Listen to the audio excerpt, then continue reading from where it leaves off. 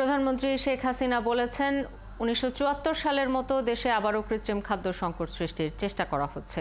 দেশে যাতে কোনো খাদ্য সংকট না হয় সেই জন্য ফসল উৎপাদনে জোর দিয়েছেন তিনি। গণভবনে বৃক্ষরোপণ কর্মসূচির অনুষ্ঠানে তিনি আরও বলেন, শুধু ক্ষমতায় থেকেই নয়, আন্দোলনের নামেও গাছ কেটেছে বিএনপি।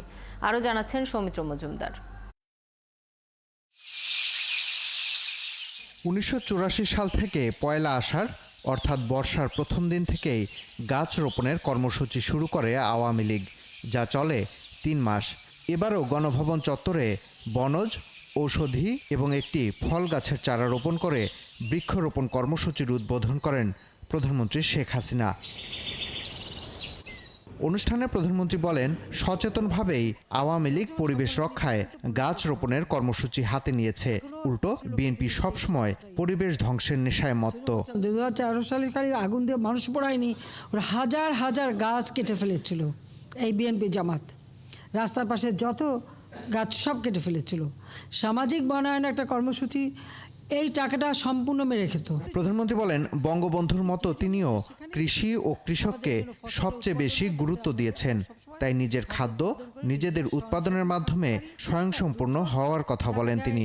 বলেন, সার, বিদ্যুৎ, পানি চাওয়ায় কৃষকদের গুলি করে হত্যা করেছিল বিএনপি। আমাদের সবসময় মাথায় একটা রাখতে হবে যে আমরা আমাদের ফসল উৎপাদন করবো, কারো কাছে হাত পাততে হবে না। কারণ আমাদের খুব তিক্ত অভিজ্ঞতা ৭৪ সালে নগদ টাকা দিয়ে কেনা খাদ্য কিন্তু আসতে দেয়নি, কৃত্রিমভাবে সেখানে একটা দুর্ভিক্ষ সৃষ্টি করা হয়েছিল। সেটা বঙ্গবন্ধু শেখ মুজিবকে যেভাবে হোক মানুষের কাছ থেকে বিচ্ছিন্ন করতে, আর সেটাও যখন সফল হয়নি তারপরেই তো ১৫ আগস্ট ঘটালো।